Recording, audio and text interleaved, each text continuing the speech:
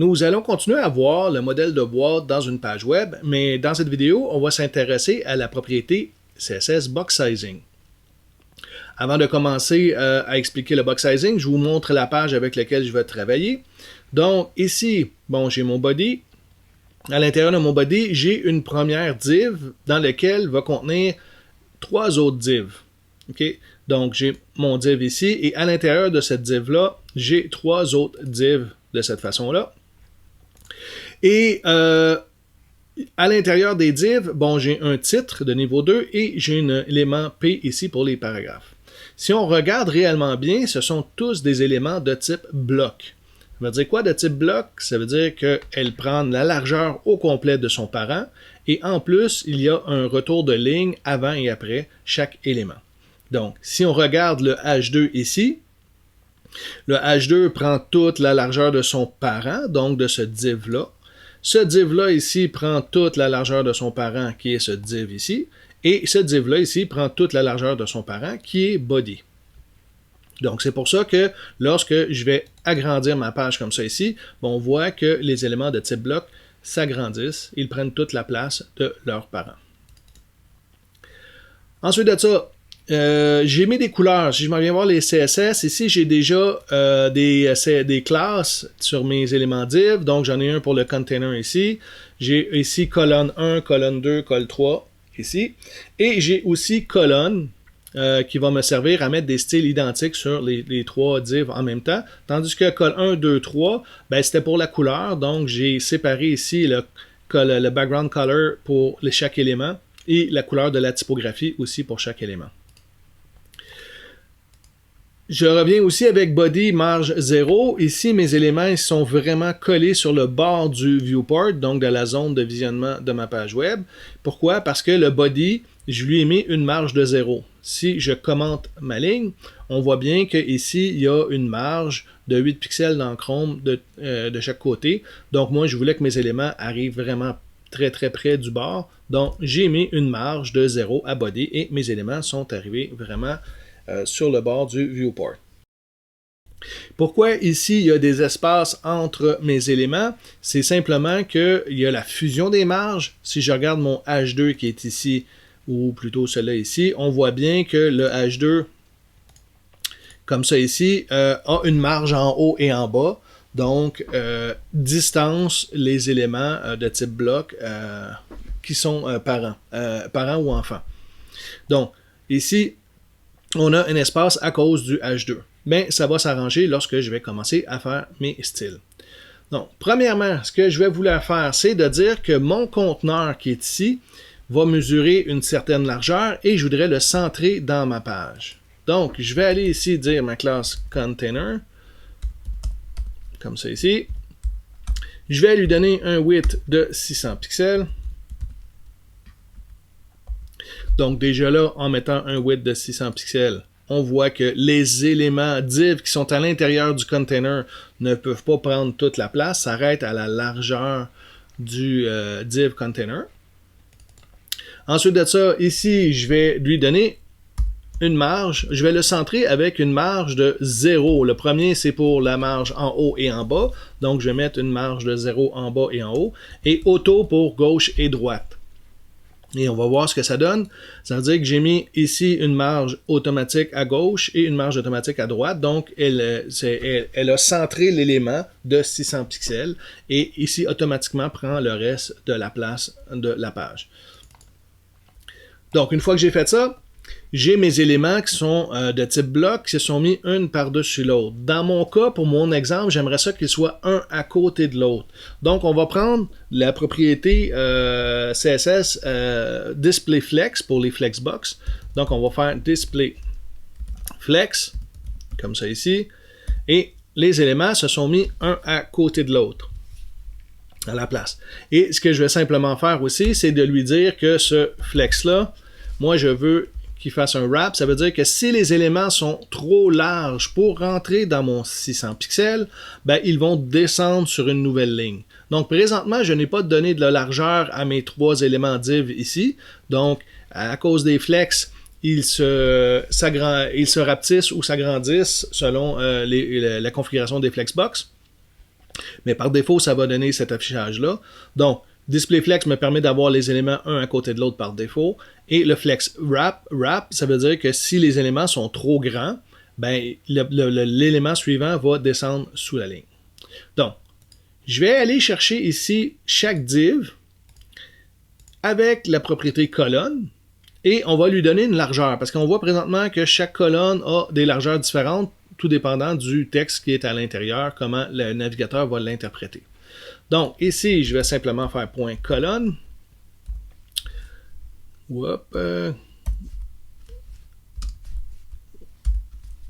Comme ça ici, colonne de cette façon-là.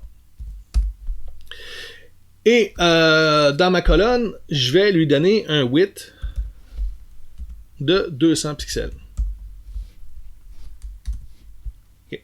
Là, on voit bien que mes trois colonnes ont 200 pixels. Ils sont vraiment très carrés.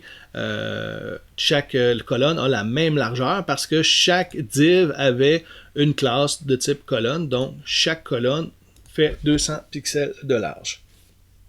Et je vous montre pourquoi j'ai mis FlexWrap. Ça veut dire que si ici je mets 210, ben en réalité 3 fois 210 ça donne 630. Donc je suis plus grand que mon 600. La dernière colonne n'est pas capable de rentrer dans l'espace de 600. Ben la colonne va descendre sous une nouvelle ligne. Okay? Mais si je suis parfait, je mets 200. Et voilà, 3 fois 200, ça donne 600. Mes trois éléments vont rentrer. Donc, si j'agrandis la page, ça donne un affichage centré de 600 pixels. C'est parfait. Par contre, on a vu avec le modèle de boîte que si j'ajoutais soit de la marge interne, le padding, ou de la bordure, ben, les éléments vont s'additionner et en fin de compte, je vais avoir un problème. Si ici, je mets un padding, pourquoi je le mettrais dans ce cas-ci? C'est simplement que je trouve que le texte est vraiment collé ici sur le bord là, du changement de couleur et c'est pas très beau et c'est difficile à lire. Donc, on va le dire, on va se mettre un padding et on va se mettre un padding de 20 pixels.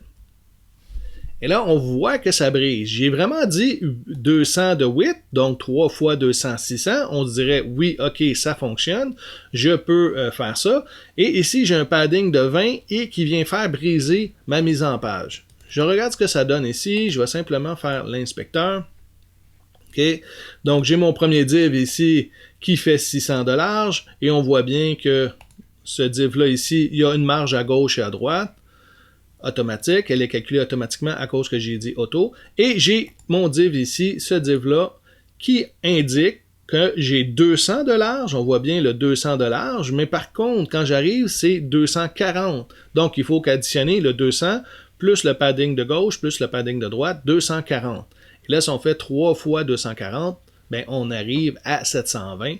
Donc, on est trop grand pour le fameux 600 que j'avais mis ici. Donc, la troisième colonne descend en bas. Donc, si je voulais faire rentrer ça, moi, dans le 600, ben, je vais aller dans mes CSS.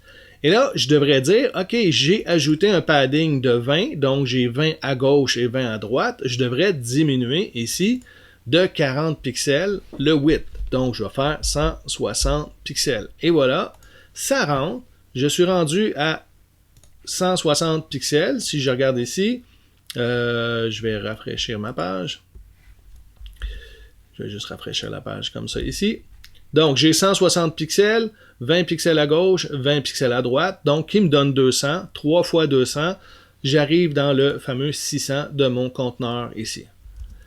Par contre, ce calcul-là est vraiment difficile. À chaque fois que je vais ajouter du padding ou de la marge, il va falloir que à chaque fois, je revienne faire le 160, pas le 160 pixels, mais faire le calcul pour le width et l'ajuster selon le padding que j'ai. Et ça, ben, souvent, on l'oublie et c'est difficile à maintenir de cette façon-là. Donc, en CSS3, ils ont décidé de changer la façon de faire.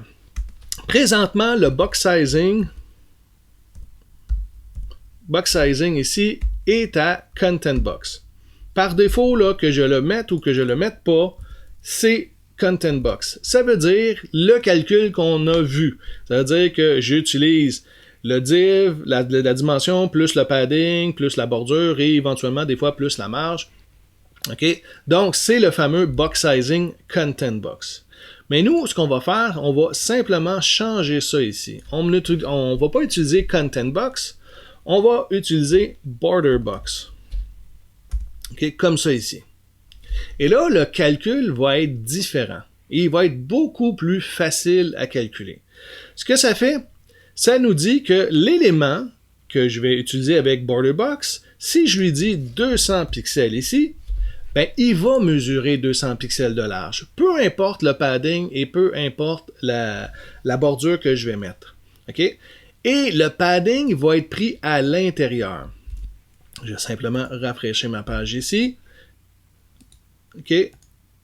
Ici, on le voit, le contenu mesure 160, plus 20, plus 20. Si je décide ici de mettre 30 pixels de padding, ben, on va voir que, en rafraîchissant la page, il est rendu à 140. Donc, le contenu, c'est lui qui se rapetisse. Le contenu va s'ajuster selon le padding et la bordure qu'on va mettre. Donc, le contenu, lui, il va vraiment, vraiment s'ajuster et on n'aura plus besoin, nous, de faire le fameux calcul. Donc, ça ici, ça nous sauve énormément de temps de pouvoir faire ça. Et si je décide ici de lui mettre, mettons, une bordure, comme ça ici, je mets une bordure. De cette façon-là, on voit que, bon, il y a une petite bordure foncée. Je vais peut-être la mettre à 3 pixels.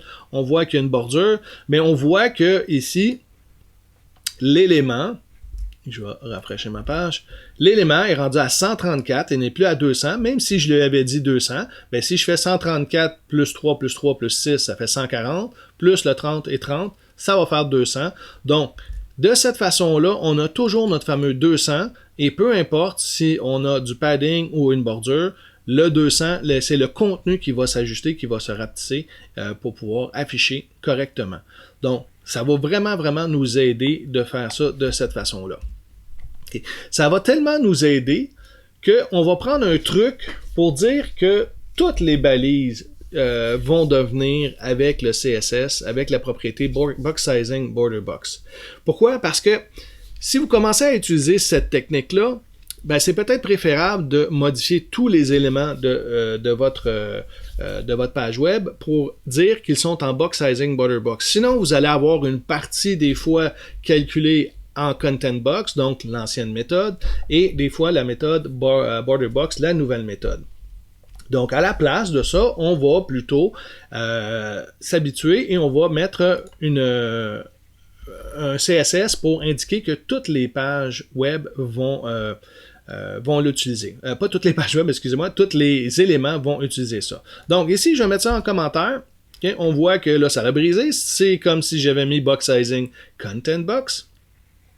Et là, ma mise en page est brisée. Je vais aller ici en haut complètement de ma page et je vais me rajouter des CSS. Donc, ce que je vais dire, c'est que la balise HTML, okay, la balise HTML, si on se souvient, ma page web commence par une balise HTML et c'est une balise, on a le droit de l'utiliser. Je vais ici lui mettre le Box Sizing Border Box. Ça n'a rien changé. Pourquoi? Parce que, bon, le HTML n'a pas fait la cascade sur les autres éléments. Le box sizing n'a pas fait la cascade sur les autres éléments. Par contre, ici, on va simplement lui dire le sélecteur étoile. Étoile, ça veut dire toutes les balises, tous les éléments de notre qui peuvent être sélectionnés en CSS. Donc, c'est une façon de faire. On l'utilise plutôt rarement parce que ça coûte cher en coût d'interprétation de la page parce qu'il va modifier toutes les balises. Mais dans ce cas-ci, c'est vraiment bien vu de l'utiliser.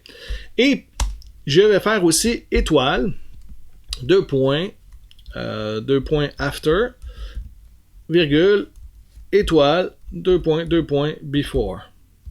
OK. Le 2 points after et before, on le verra plus tard, mais c'est lorsqu'en CSS, on veut ajouter des contenus dans notre page web, ben, il faut en tenir compte aussi lorsque ces éléments-là vont être mis en CSS. Ils doivent aussi utiliser le box sizing border box. Dans notre cas ici, j'ai tous les éléments qui ont été ajoutés après en CSS, tous les éléments qui ont été ajoutés avant en CSS. On reverra le after et le before plus tard. Et j'arrive ici et je vais dire ici box sizing. Et là, je vais aller chercher le inherit.